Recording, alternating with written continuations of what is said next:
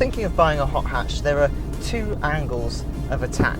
You can buy something that's subtle, quite fast, quite ruthless in its performance, or you can buy something a bit crazy, something that looks nuts, that's very in your face, that's still very fast, but makes you really work for the performance. Today, I'm going to explore that dilemma with the Audi S3 and the Honda Civic Type R. Now make sure you like this video, make sure you comment, make sure you subscribe, make sure you visit newmotoring.com, and also make sure you click on the little bell icon next to our channel name, because then every time we upload a new video, you'll be notified, which is good. You should know when we make new videos. Now the S3 is a very fast, very effective and very subtle hot hatchback. It has a 2-litre 4-cylinder turbocharged engine and it produces 310 PS, so just under 310 brake horsepower, and 290 pounds-feet of torque. On paper, this is actually quite close to the Civic Type R. The Civic Type R has a 2-litre 4-cylinder turbocharged engine and it produces 316 brake horsepower and 294 pounds-feet of torque. The big difference between the two, aside from the fact that the Honda engine revs higher than the engine in the S3 because, you know, VTEC, is the way the power is delivered to the road. And because of that, the performance that's on offer as well. The Audi has quattro all-wheel drive as well as a 7-speed double-clutch gearbox. The Type R, on the other hand, that's front-wheel drive and it has a 6-speed manual. The net result of all of that is that this car will do 0 to 60 miles an hour in 4.6 seconds and go on to a top speed of 155 miles an hour.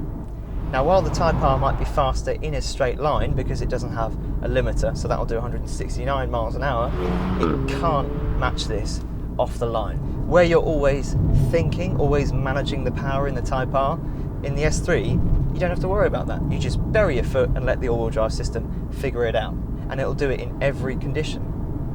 And the gearbox is so fast. 4th gear, 3rd gear, 2nd gear. I mean, the way it goes up and down through the gears is just remarkable. It's just so quick.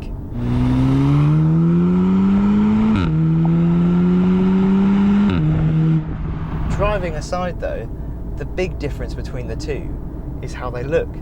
The S3 is so much more subtle, so much less about aero.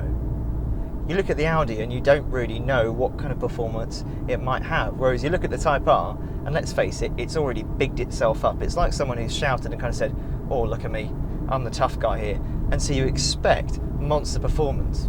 You don't expect that from the S3. In the right colour, in the right spec, it would just look like a normal A3. And now to the Type R. And from the outset, you know exactly what you're getting. And once you start driving, you realise that for some, the Audi's strengths are also going to be the Audi's weaknesses.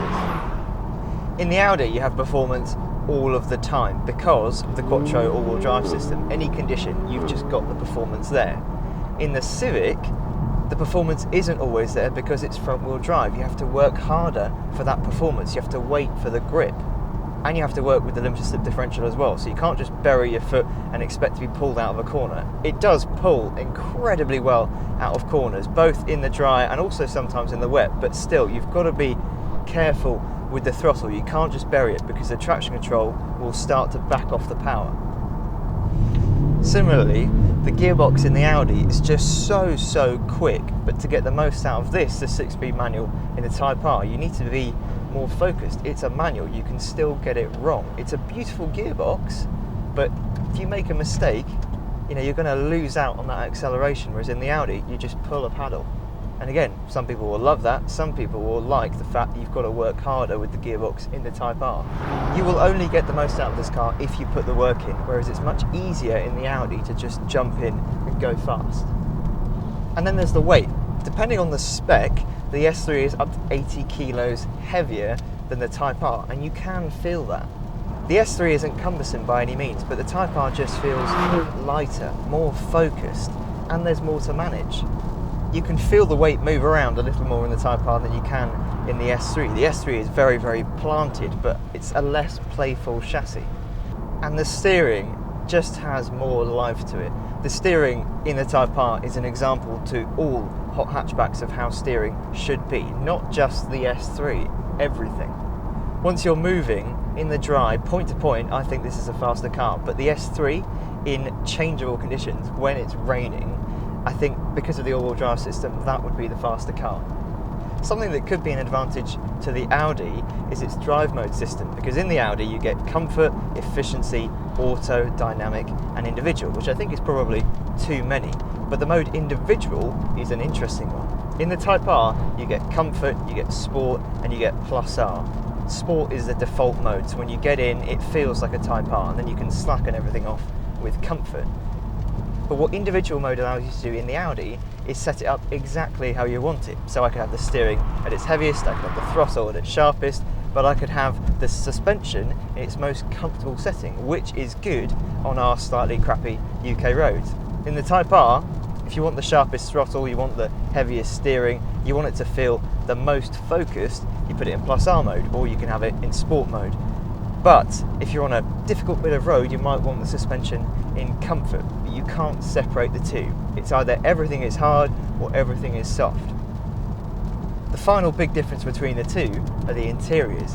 In the Honda, the quality is a little bit lower, but it definitely feels more full on. The driving position is slightly better. The seats are much more serious. The brake pedal feel is really, really lovely, and it is better than the Audi. Again, as soon as you get in it, you just know you're in a hot hatch. On the flip side, the Audi does feel more premium, but then again I'd expect it to, because the Type R is about £32,000, whereas the Audi is about 35. That said, the gear lever in the Type R could be my favourite thing in the interior, because once you start driving, it warms up and it makes the car feel like it's coming alive. So which is better? Well, I don't want to sound like a bit of a cop-out, but honestly, I think it comes down to what you want from a hot hatchback. If you want monster performance all of the time, from the engine, from the gearbox, in any condition, it has to be the Audi. You can just jump in it and just go fast, straight away. But if you want to be more involved, if you want to really work for the performance because you like chasing that reward, it has to be the Honda. For me, I like the subtleness of the Audi, and I love the fact that it's just quick all of the time. It is a brilliant, brilliant car, but I do love that involving feeling you get with the Type R. It's just an absolute monster to drive, and I think it really is the example hot hatchback. What would you have? Would you have the S3 with its gearbox, with its quattro all-wheel drive system, all the performance all of the time? Or would you take the Type R? Do you like to work a little bit harder for your fun? Let me know in the comments below.